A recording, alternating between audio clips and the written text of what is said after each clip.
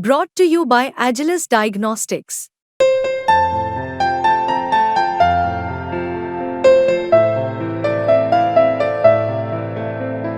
Agilus Diagnostics.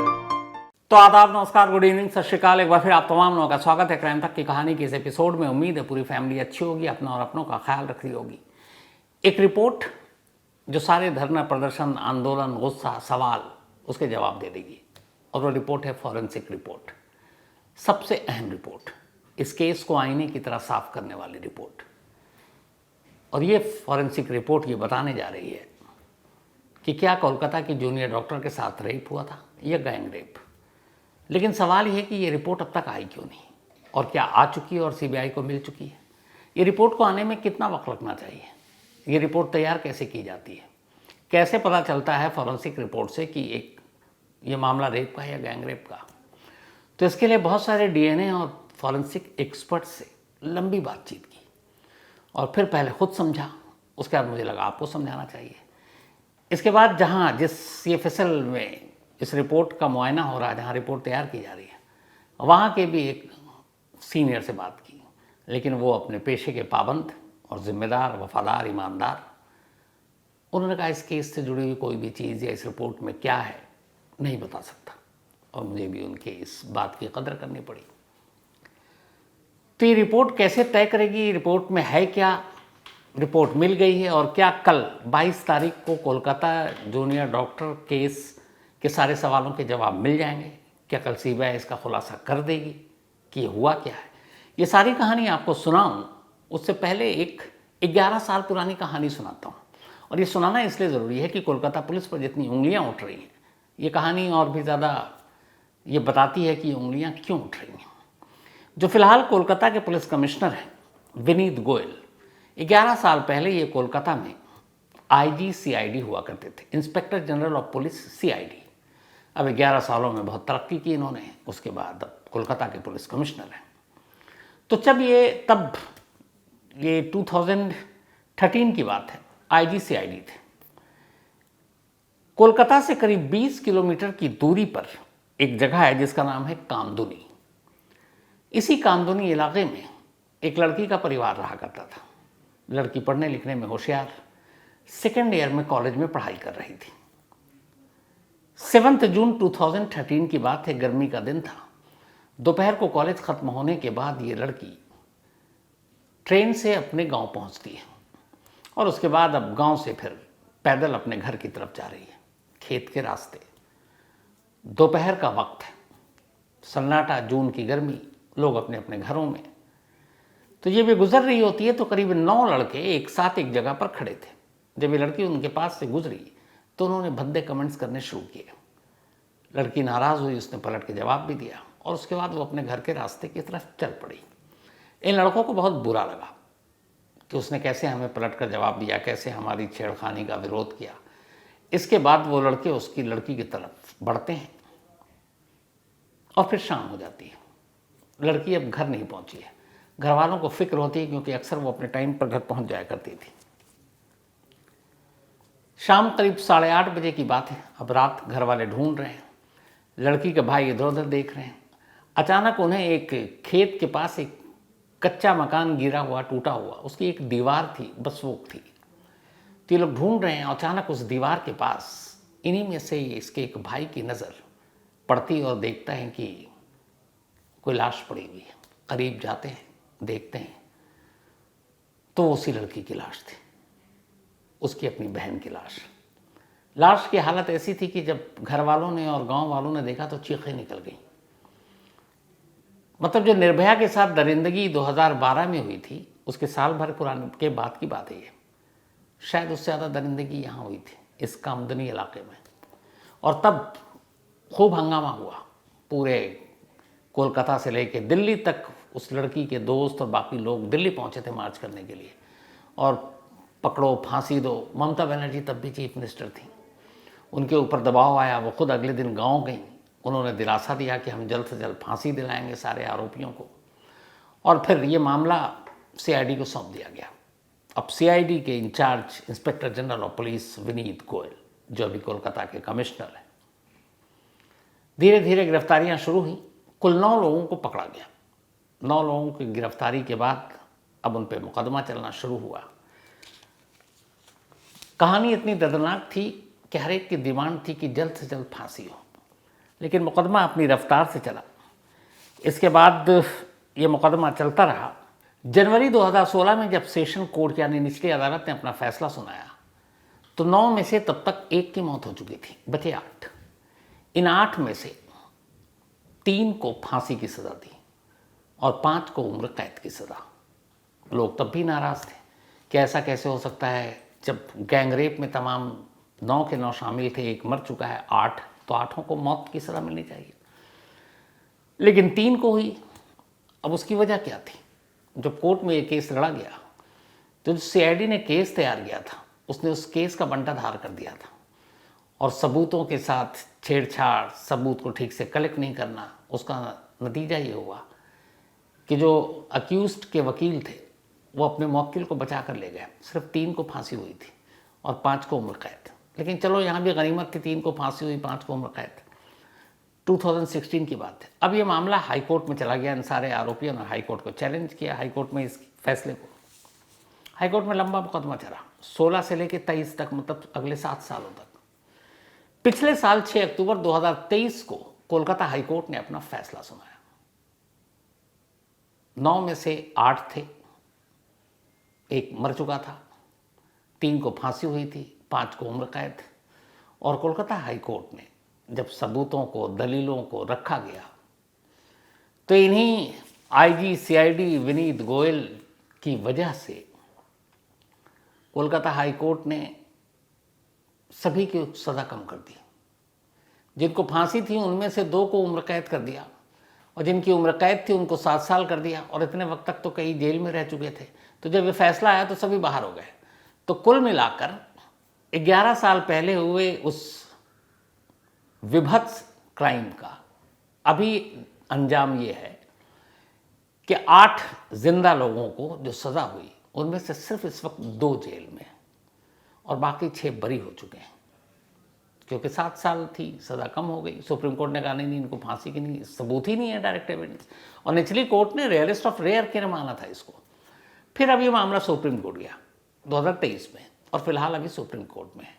लेकिन कांदुनी का ये गैंग रेप, इसकी सच्चाई ये है आज कि जिन 9 लोगों ने गैंग रेप किया, 1 को ऊपर वाले ने सज़ा दी, वो पहले ही मर गया।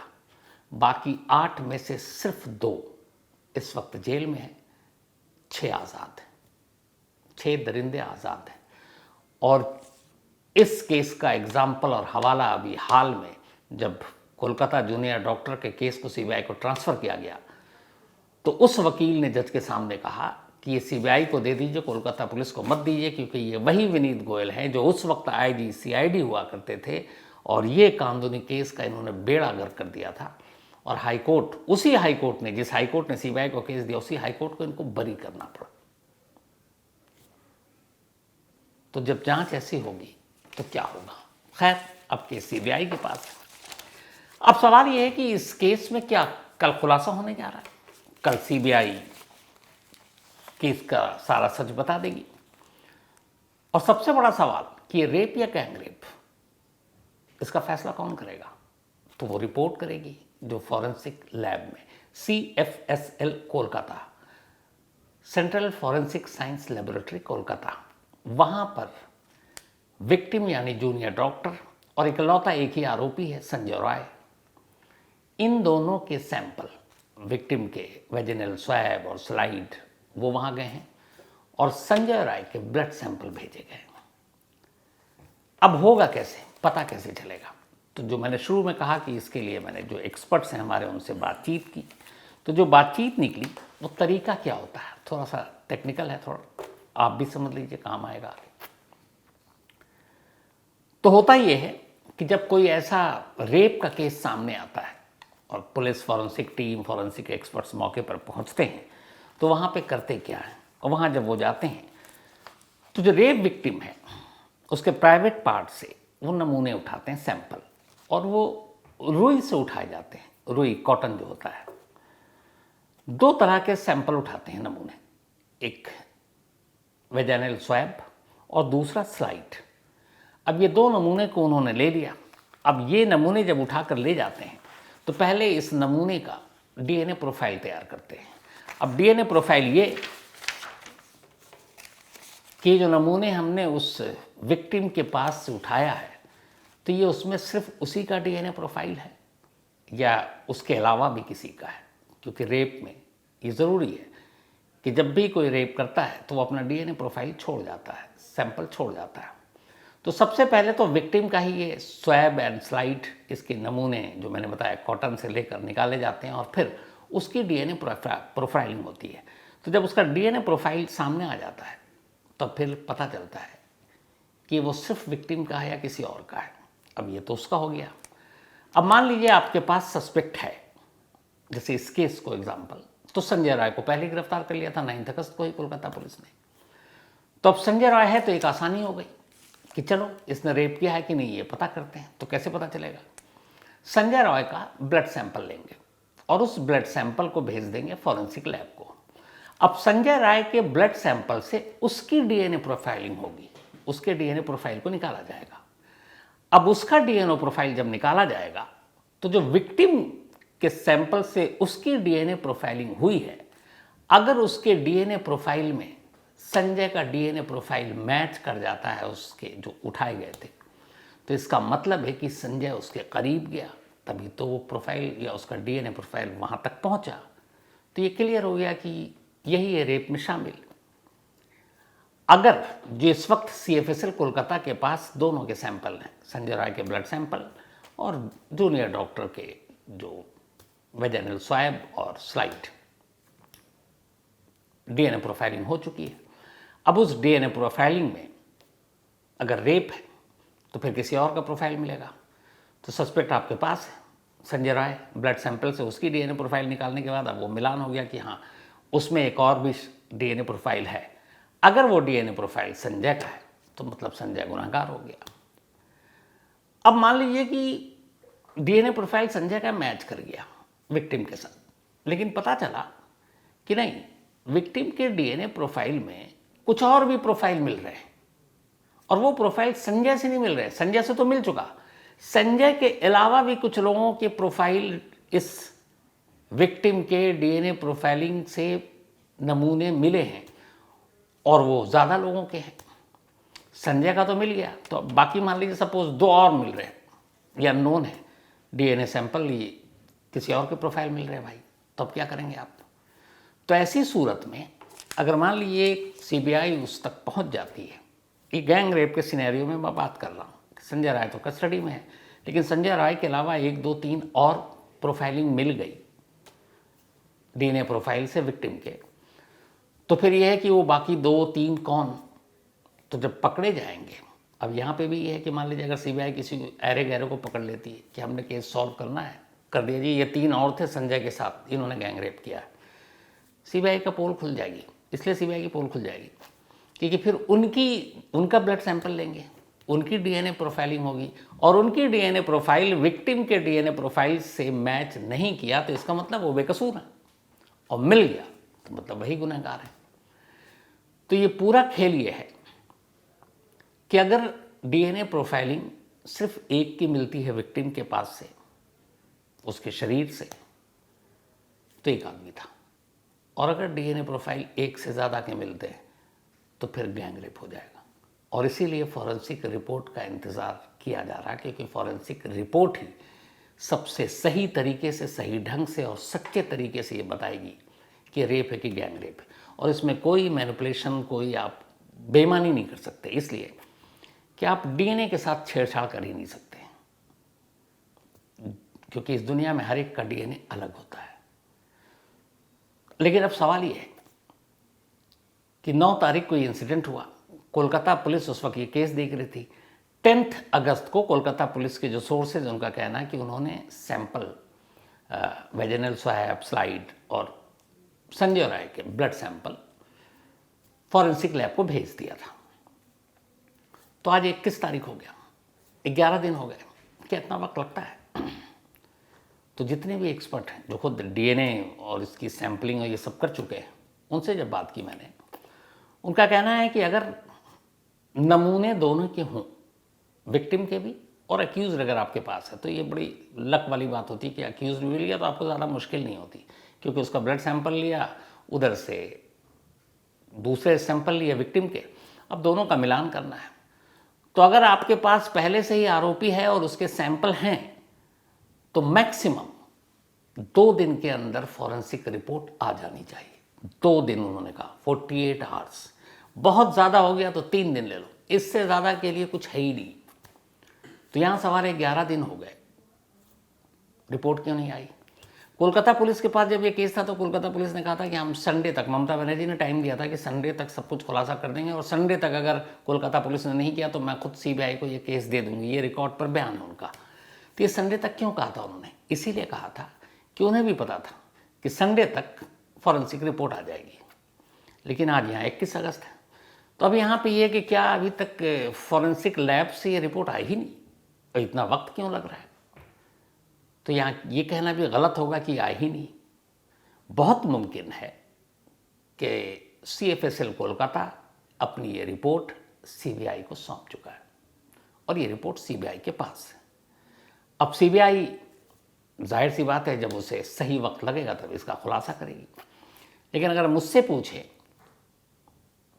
तो लगभग ज़्यादा उम्मीद है कि रिपोर्ट सीबीआई को मिल चुकी है। अब अगर ये सीबीआई को रिपोर्ट मिल चुकी है, अभी तक खुलासा नहीं हुआ, तो इसी बात की उम्मीद है कि कल जब स्टेटस रिपोर्ट सुप्रीम कोर्ट में सीबीआई सौंपेगी तो उस रिपोर्ट में इस फॉरेंसिक रिपोर्ट का भी जिक्र होगा।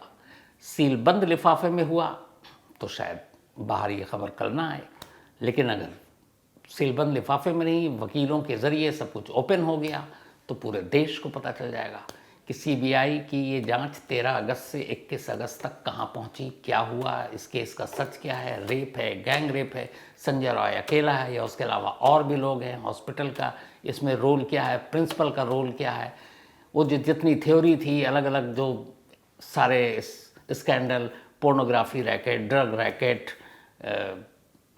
मानव अंगों की तस्करी, ये सब, तो सारी चीज़ें एक साथ खुल जाएंगी। तो कल उम्मीद ये है कि जब स्टेटस रिपोर्ट सुप्रीम कोर्ट पहुंचे तो शायद इन चीज़ों का खुलासा हो जाए, और मुझे लगता है कि शायद फॉरेंसिक रिपोर्ट सीबीआई तक पहुंच चुकी है। अब सीबीआई अपने हिसाब से इस रिपोर्ट का खुलासा करेगी, लेकिन ये यकीन मानिए कि इस रिपोर्ट के आते ही ये केस बिल्कुल आईने की तरह साफ हो जाएगा। तो कैसे ये रिपोर्ट आती है, क्या होती है? मुझे लगा कि ये सवाल खुद ही मन में आया था कि अरे कई चीज़ें, जैसे विसरा की रिपोर्ट में 15 दिन 1 महीना लग जाता, मैंने आपको बताया था, उसकी वजह थी उसको एक शीशी में नमक के घोल के साथ रखा जाता है और वो टाइम टेकिंग होता है, क्योंकि फिर वो उस हिसाब से कलर बदलता है, कलर बदलने में टाइम लगता है, उसको एक ख़ास मुद्दत के लिए आपको रखना पड़ता है। तो उसमें आप जल्दबाजी कर ही नहीं सकते, चाहे कितना VVIP केस क्यों ना हो, क्योंकि वो तरीका ही वैसे ही विसरा की जाँच होती है। लेकिन यहाँ पे जो DNA प्रोफाइलिंग होती है, ख़ासतौर पर रेप के केसेस में, अगर विक्टिम के साथ आरोपी जिसके ऊपर इल्ज़ाम है वो कस्टडी में आपके, तो ब्लड सैंपल आप आसानी से ले सकते हैं। हाँ, उस सिचुएशन में मुश्किल आती है कि विक्टिम तो है, उसकी तो आपने DNA प्रोफाइलिंग कर ली, पर मिलाओगे किससे? कोई तो होना चाहिए ना जिस पर शक, उससे मिलाओगे। तो ऐसे कई केस हुए जिसमें शक की बिना पर बहुत सारे लोगों के सैंपल लिए गए पर मैच हुआ नहीं, जिसका मतलब है वो रेप विक्टिम है नहीं। लेकिन जहाँ पे आपके पास मौजूद है तो वहाँ बड़ा आसान है, और यहाँ संजय राय इस वक्त मौजूद है, तो संजय राय का मैच कर गया तो ठीक, अकेला किया तो रेप, उसके अलावा किया तो गैंग रेप, और गलती से संजय राय का नहीं किया तो फिर तो कहानी और पता नहीं कहाँ चली जाएगी, क्या और कौन था। तो इन सारे सवालों के जवाब मुझे लगता है कि कल शाम तक सुप्रीम कोर्ट के सामने, और उसके बाद हो सकता है पूरे देश के सामने, आप तमाम लोगों के सामने।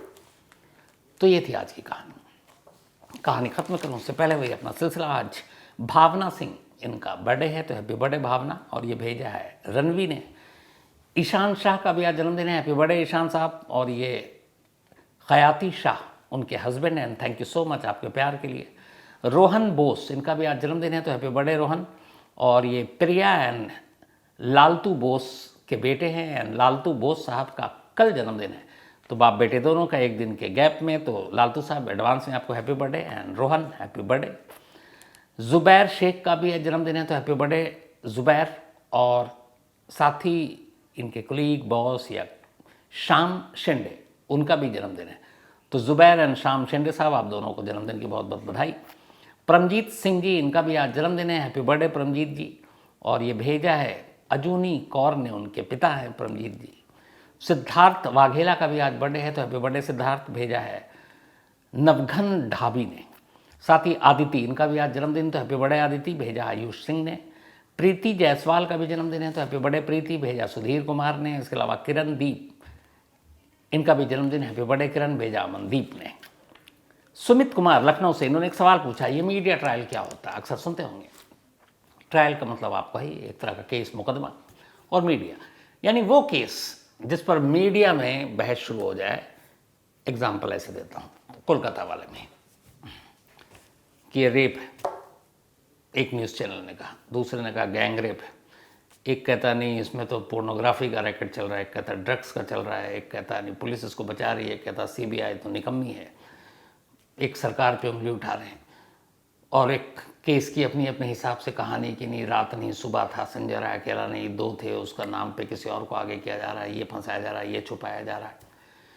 तो एक केस पे जब मीडिया में तरह तरह की स्टोरी चलने लगती है और ये तय हो जाता है कि ये गुनहगार है, ये कातिल है, ये रेपिस्ट है, वो बेकसूर है, उसको फंसाया जा रहा है, उसको बचाया जा रहा है, तो समझ लीजिए मीडिया ट्रायल चल रहा है।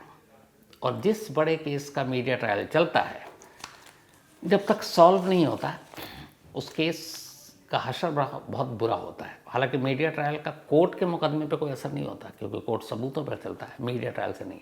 लेकिन मीडिया का भी काम हो जाता है, जब तक खबर है जो एंगल से चलाना चला लो, एक बार केस खत्म या दूसरी स्टोरी आगे पिछला भूल जाओ यार, आगे बढ़ो। ऐसे ही तो होता है। आपने कितने सारे केस तो आपने देखे होंगे, मैं ही पता नहीं कितने सारे आपको कहानियाँ लगातार सुनाता रहा हूँ, फिर कोई नहीं आई, पिछला भूल गया। ये सच है जिसको एक्सेप्ट करना पड़ेगा। यही मीडिया ट्रायल है। सूर्यकांत जाधव, इन्होंने कहा कि कल आपने शायद कह दिया था अननेचुरल डेथ, कोलकाता पुलिस ने नेचुरल लिखा था। नहीं, मैंने बिल्कुल सही कहा था सूर्यकांत साहब। नेचुरल डेथ तब लिखते हैं जब एक आदमी बीमारी से या किसी और वजह से मरे।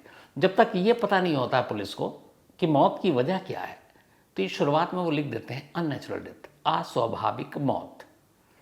वो उसकी वजह, क्योंकि आपको रीज़न तो पता ही नहीं है कि हार्ट अटैक से मरा है या किसी और चीज़ से मरा है या जहर से मरा है, निशानी है नहीं। तो इसलिए शुरुआत में पुलिस सेफ गेम खेलते हुए ऐसी मौतों को अननेचुरल डेथ लिख देती है। बस अननेचुरल का मतलब ही है सस्पिशियस, जो नेचुरल नहीं है, इसका मतलब है कुछ गड़बड़ है। Kumar Mukesh, thank you so much आपका। यूसुफ हसन, सॉरी आपको रिप्लाई नहीं किया यूसुफ भाई, नाराज़ मत हों आप। तानिया मैत्रा, सही कहा तानिया जी, आपने जो भी लिखा मैं आपसे सहमत हूँ। Kapil Kumar, thank you so much. इसके अलावा रेणुका रोशनी, आपने भी बिल्कुल अपनी जो भावनाएं लिखी है सही लिखी हैं इस स्टोरी से रिलेटेड। तो कहानी में आज इतना ही। अब आपसे मुलाकात होगी कल रात 9 बजे किसी नई कहानी के साथ। तब तक अपना और अपनों का ख्याल रखिएगा। Thank you very much.